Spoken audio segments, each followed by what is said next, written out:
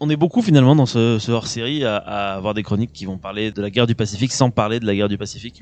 C'est un peu, on prend un peu le hors-série à contre-pied et du coup, moi j'ai décidé de faire un peu comme tout le monde et de pas parler justement du Japon et des États-Unis et plutôt d'aborder un autre sujet. J'y ai pas mal réfléchi et je voulais essayer de trouver un truc un peu original et je me suis demandé est-ce que la France qui avait, comme tu l'as par exemple précisé tout à l'heure, des possessions dans la partie asiatique de la Terre a participé dans la guerre et si oui, dans quel camp?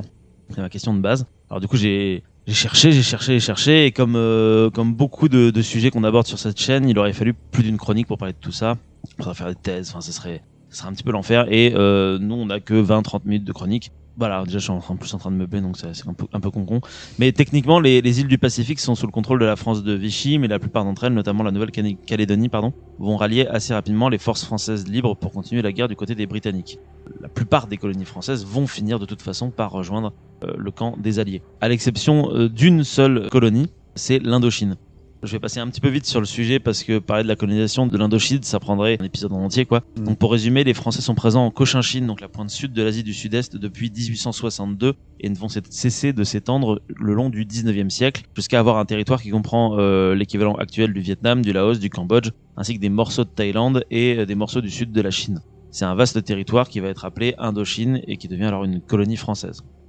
Du coup, l'ingérence de la France dans la guerre du Pacifique commence en fait dès 1937, puisqu'à l'instar des Britanniques, elle va être une véritable colonne vertébrale économique pour les nationalistes chinois contre les Japonais. Bon, évidemment, du coup, le Japon n'apprécie pas vraiment l'interventionnisme de la France dans leurs affaires avec la Chine, tout comme finalement la France ne va pas vraiment apprécier le nouveau pacte qui va lier son ennemi, l'Allemagne, avec le Japon. Donc en fait, la tension, elle augmente au cours des années 30, elle devient de plus en plus grande, de plus en plus forte, jusqu'à atteindre son maximum lorsque la France va perdre, comme tu disais par exemple Raphaël tout à l'heure, en 1940. Les Japonais vont alors profiter dès le 19 juin pour masser leurs troupes à la frontière et envoyer un ultimatum à la France où ils se rendent, ou alors c'est l'invasion. Du coup, c'est le général Georges Catou, alors en contrôle des troupes françaises, alors en contrôle des troupes françaises qui demandent l'aide aux États-Unis d'intervenir dans cette histoire pour les aider, quoi, parce que voilà, surtout c'est le Japon, c'est un peu un problème. Et le truc, c'est que les États-Unis ne sont pas encore en guerre contre la France à ce moment-là, enfin contre le Japon, pardon, à ce moment-là. Et donc du coup, ils refusent. Ils s'en mordront peut-être les doigts plus tard. Et ils vont s'en mordre les doigts plus tard en réalité. Peut-être qu'ils auraient dû entrer en guerre tout de suite. Et en fait, ils refusent parce qu'ils veulent pas aggraver les tensions entre eux et le Japon. Et c'est assez ironique compte tenu de ce que fera le Japon un an plus tard. Donc Katrou n'a pas le choix. Le 20 juin, il laisse rentrer les Japonais sur le territoire. Et un mois plus tard, il sera révoqué par Vichy et remplacé par l'amiral Jean Descoux. Vichy demandera à Catrou de rentrer à la maison et fun fact, Catrou ne rentrera jamais en France. À la place, il rentrera à Londres. Exactement, tu savais du coup. Il va rejoindre De Gaulle. Il va rejoindre De Gaulle et sera le commandant des forces françaises au Moyen-Orient. Ouais. Tu savais ça? Putain, waouh. Je l'ai trouvé dans les recherches que j'ai sur fait la aussi. Oui, et sur les gens qui avaient... j'ai tombé de nombreuses fois sur l'amiral Descoux aussi. C'est vachement intéressant comme période, je trouve. La France signe alors avec le Japon le 25 juillet un accord lui donnant le contrôle de ses aérodromes et lui permettant de faire stationner 6000 hommes sur le territoire français. Malgré l'accord, les Japonais feront quand même une démonstration de leur pouvoir et vont attaquer la ville de Langson. Pendant 4 jours, les Français et les Japonais vont se battre, faisant au total plus de 800 morts côté français et 1000 côté japonais, sur respectivement 3000 et 36 000 hommes. L'empereur Hirohito appellera ça un accident déplorable. Oui. Voilà, donc est-ce que c'est une volonté de dire on vient et on vous pète quand même la gueule, ou est-ce que c'est une erreur, on sait pas trop vraiment ce qui s'est passé. Ce qui est toutefois assez intéressant dans ce combat, je trouve, d'un point de vue historique, c'est que finalement c'est la France de Vichy qui se bat contre le Japon, et il y a ce côté un petit peu étrange où tu te demandes en fait qui tu soutiendrais en fait réellement dans une histoire comme ça, parce qu'entre soutenir des néofascistes et des Japonais expansionnistes, tout ça se paraît un petit peu étrange. J'avais jamais eu idée que les Vichy se seraient battus contre les Japonais à un moment donné. Enfin bref, en gros c'est une grosse défaite quoi. Pour couronner le tout, le royaume de Thaïlande profite de la faiblesse des troupes françaises en Indochine pour déclarer la guerre à la France dès septembre 1940, afin de tenter de récupérer ses territoires. Supérieure en nombre et en armement, la Thaïlande envahit sans trop de problèmes les territoires limitrophes. Alors, pour un petit exemple, la France possède 50 000 hommes contre 60 000 pour la Thaïlande, 20 chars contre 134, 100 avions contre 140 avions, 12 navires contre 18 navires. Donc, effectivement, les forces thaïlandaises sont beaucoup plus fortes. Pourtant, le 16 janvier 1941, donc après quand même beaucoup de mois de guerre, la flotte française va tenter le tout pour le tout et faire une attaque surprise sur la flotte thaïlandaise stationnée dans la baie de Bangkok lors de la bataille de Ko Chang. Victoire décisive pour la France qui gagne sa dernière bataille de la Seconde Guerre mondiale. Dernière bataille navale contre la Thaïlande. Contre la Thaïlande. Qui l'eût cru dans la Seconde Guerre mondiale. En plus, c'est la France de Vichy, toujours, hein, rappelons-le quand même aux spectateurs. Pourtant, c'est une victoire qui est assez amère parce qu'en fait, elle ne sert à rien.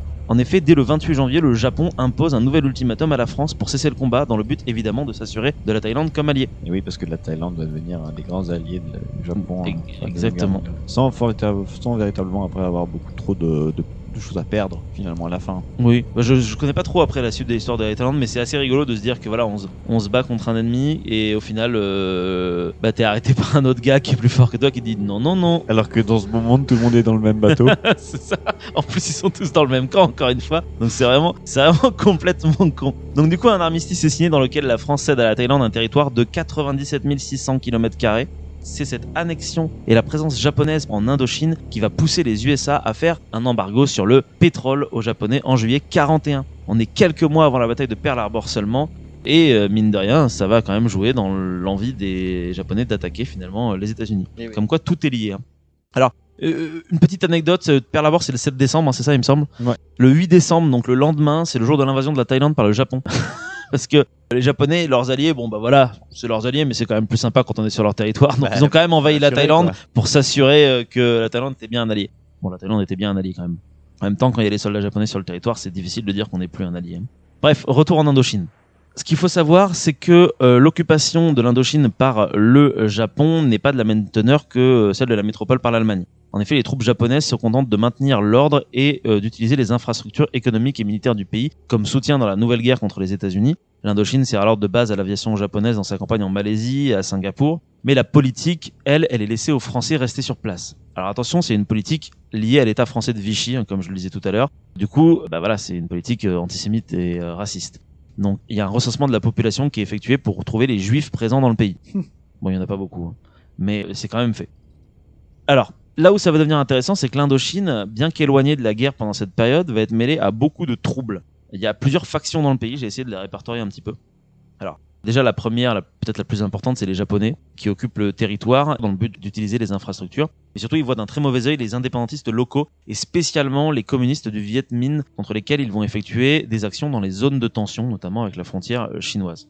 Comme autre acteur dans le coin, il y a l'État français. Donc quand je dis l'État français, c'est encore une fois l'État de Vichy, hein, qu'on soit clair, qui, bien que dépourvu de toute force de frappe, la France va quand même tenter de faire appliquer la politique du maréchal en utilisant des outils de propagande dans le but de faire joindre les indigènes à l'idéologie pétainiste. Il y a très peu de Français sur le territoire, il est alors compliqué pour eux de gérer tout ça. D'autant plus que les indépendantistes se font de plus en plus nombreux. Aussi va alors entrer en jeu un organisme très important qui a été créé en réalité en 1917, c'est la Sûreté Générale Indochinoise, dont le but est de traquer les indépendantistes. Ils vont redoubler d'efforts en utilisant des techniques de torture telles que d'ailleurs la gégène. Tu connais la gégène ? Non. C'est ce qui était utilisé en Algérie pour torturer, c'est le truc à base d'électricité. Ah oui, mais j'ai vu aussi que la torture de l'eau était aussi utilisée par les Français en Algérie. Voilà, de toute façon, c'est un peu les. Oui. Mais l'électricité, la gégène, c'est une des premières fois qu'elle va être utilisée. Et c'est en Indochine par justement la SGI, la Sûreté Générale Indochinoise. Ils vont également utiliser un système biométrique basé sur le bertillonnage pour ficher la population. Entre 1927 et 1928, 52 000 fiches sont établies et 237 000 fiches de 1940 à 1941. Voilà. Le chef du service au Tonkin, Louis Arnoux, signale ainsi en 1942 que l'Indochine peut s'enorgueillir d'avoir devancé non seulement la France, mais la plupart des pays d'Europe pour ce qui est du fichage de sa propre population. Eh bien. Voilà. Donc, je sais pas s'il faut vraiment s'en réjouir. Du coup, on a parlé des indépendantistes, c'est notre faction, il y en a dans tous les pays, Laos, Cambodge et Vietnam. Il y a une faction plus importante, entre guillemets, que les autres, parce qu'elle va avoir des répercussions sur le reste de l'histoire de la seconde moitié du XXe siècle, c'est le Viet Minh, qui va devenir de plus important, contrôlant même des régions au nord-Vietnam. On garde un peu de suspense pour la suite de la chronique. Et enfin, la dernière faction, c'est le GPRF, donc le gouvernement provisoire de la République française. Bien évidemment, là où il y a Vichy, il y a de la résistance, rajoutant une faction de plus. Avec à leur tête le général Mordant. Alors, le général Mordant, ce qui est rigolo, c'est qu'en fait, c'est un général qui contrôle l'armée d'Indochine, qui normalement est sous le contrôle de Vichy, mais en fait, lui est un espion pour le gouvernement de Londres. Ok. Voilà. Et donc, du coup, dès qu'il va avoir l'occasion de switcher, il va switcher avec ses hommes avec. Donc, c'est un peu compliqué, mais le but du GRPF est très simple. C'est participer à la lutte contre le Japon et se faire reconnaître parmi les alliés anglo-américains, libérer l'Indochine et l'épurer pour retirer toute la collaboration qu'il y a à l'intérieur, et enfin reprendre en main l'Indochine pour y restaurer la souveraineté française. Voilà. Donc c'est les gentils, mais en même temps, il y a quand même toujours la volonté de garder sa colonie et de virer les indépendantistes malgré tout. Ce qui veut dire que techniquement, les Français de Vichy, les Japonais et les Français de Gaulle ont entre guillemets le même but, c'est s'assurer que ça reste entre les mains des grandes puissances, l'Indochine. Et curieusement, malgré tout ce que je viens de vous décrire, en fait, l'Indochine semble garder une forme de stabilité, entre guillemets, par rapport à d'autres colonies françaises et à la France elle-même, jusqu'à 1943. Mais à partir de ce moment-là, les taux se resserrent sur le Japon, et donc l'Indochine qui commence alors à subir les bombardements de la part des Alliés sur les infrastructures militaires. Au total, on a une quarantaine d'Européens et 1800 Vietnamiens qui vont mourir. Suite à ça, il s'enchaîne une mauvaise récolte de riz qui entraîne une famine et qui fera plusieurs centaines de milliers de victimes. Et enfin, pour couronner le tout, en mars 1945, sentant le vent tourner car les pétainistes se font de moins en moins nombreux, les Japonais convainquent le gouverneur des coups, le mettent aux arrêts. Ils procèdent ensuite à une attaque méthodique dont vous nous avez décrit pour prendre le contrôle des dernières infrastructures françaises qui, sous le contrôle de Mordant, étaient effectivement passées dans la main du GPRF à ce moment-là. Le coup de force a duré du 9 mars au 15 mai 1945 et fera 4500 tués, dont 2119 Européens côté français et 1000 côté japonais. Donc ça fait quand même encore une fois beaucoup de locaux en réalité qui meurent dans tout ça. C'est une des dernières victoires du Japon et les Japonais vont alors créer des camps de concentration pour les soldats indigènes qui mourront dans des conditions atroces. Enfin, le 6 août, après le bombardement d'Hiroshima, les Japonais prennent une décision importante. Ils ont perdu la guerre, mais il est hors de question que les Occidentaux aient le contrôle de l'Asie. Alors, ils donnent leur indépendance au Laos, au Cambodge, au Vietnam.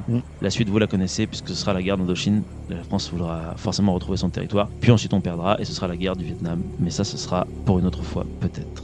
Qui est marrant, je sais pas si c'est le terme, mais quand les Japonais ils attaquent du coup le 9 mars, du coup les Français, techniquement en fait l'institution qu'a encore l'amiral des coups, en fait, elle existe de rien. Enfin, je veux dire, il y a pas, elle est plus sous l'autorité de Vichy et du coup en fait les mecs ils sont pas indépendants mais pas loin. Hein. Ouais. Non, c'est très intéressant comme coin parce que c'est tellement loin de la métropole et puis comme c'est la guerre partout, c'est tellement compliqué de créer des liens entre la métropole et ce qui se passe là-bas que honnêtement, ça donne l'impression que les mecs ils sont largués en fait sur place. Franchement, je serais un soldat français là-bas, je saurais pas à qui je dois obéir, ce que je dois faire, etc. Ça doit être le bordel le plus infâme, quoi. Surtout quand l'Indochine, ils vont essayer de la reconquérir des deux côtés, les Français au sud et tout ce qui est chinois, etc. au nord. Au nord, oui, par la suite. Les Français qui habitaient encore là-bas, qui étaient un peu retranchés, ils disaient c'est fini, quoi. Enfin, je veux dire, on va sortir et puis voilà, on pourra reprendre notre vie. Sauf que du coup, ça s'est pas passé comme ça. Non. Parce que du coup, les Japonais, ils sont restés encore pendant plusieurs semaines. Du coup, c'est un peu bizarre quand ils pensent, parce que c'est un peu comme si, je sais pas, du côté de la France, du côté du nord de la France, quand l'armistice est signé, tu te dis ok, les dernières poches de résistance du côté de Compiègne, tout ça, ils disent c'est bon, on peut sortir. Et en fait non, ils sont encore gardés par des Allemands pendant plusieurs semaines. C'est ça, ouais. C'est un peu bizarre. Et puis au sud, c'est pas mieux, parce que d'ailleurs, quand on va arriver, du coup, on va remplacer un mal par un mal. Oui, c'est ça. Un mal par un mal. C'est-à-dire que tu remplaces, d'un point de vue vietnamien, tu remplaces un envahisseur japonais par un. En gros, c'est un envahisseur français qui est remplacé par un envahisseur japonais qui est remplacé à nouveau par un envahisseur français. Et c'est compliqué, quoi. C'est à partir de là que Ho Chi Minh il va se dire. Ho Chi Minh, dont j'ai pas parlé, mais qui est un acteur déjà à l'époque de l'indépendance du Vietnam. Voilà, il y a un coup à jouer, quoi. C'est ça. Du coup. Mais d'ailleurs, je crois qu'ils vont se battre entre eux, en fait, entre différentes castes d'indépendantistes, entre les communistes et les autres. Ça va juste en 45, au moment où le Japon donne l'indépendance au Vietnam, il va y avoir des négociations. Mais c'est quand même Ho Chi Minh qui va déclarer la République vietnamienne, je crois. Je sais pas vraiment comment ça se passe au Cambodge et au Laos, mais en tout cas au Vietnam, ça va donner ce qu'on connaît, quoi. Après. Mais c'est rigolo, le mot est pas bon, c'est intéressant de voir comme tout est déjà en place pour finalement la guerre du Vietnam avec les États-Unis après, quoi. Ouais. En fait, vraiment 44-45, c'est presque la guerre froide en fait déjà. C'est un échantillon, oui, c'est la course à la conquête des derniers endroits où les idéologies communistes ou capitalistes peuvent être placées. C'est ça. tu places tes pions avant de te retrouver avec deux gros pôles. Ouais, c'est assez particulier. Mais néanmoins très intéressant. C'est ça. Si ce petit instant passé en notre compagnie vous a plu et que vous avez envie d'en passer d'autres avec nous, eh bien n'hésitez pas à vous abonner, mettre un petit pouce bleu, partager la vidéo ou encore nous suivre sur les réseaux sociaux. Sachez que vous pouvez aussi écouter cet épisode dans son entièreté et pour cela vous n'avez qu'à vous rendre dans la description de la vidéo. Je vous dis à très bientôt pour à nouveau écouter un petit peu de tout et surtout un petit peu de rien.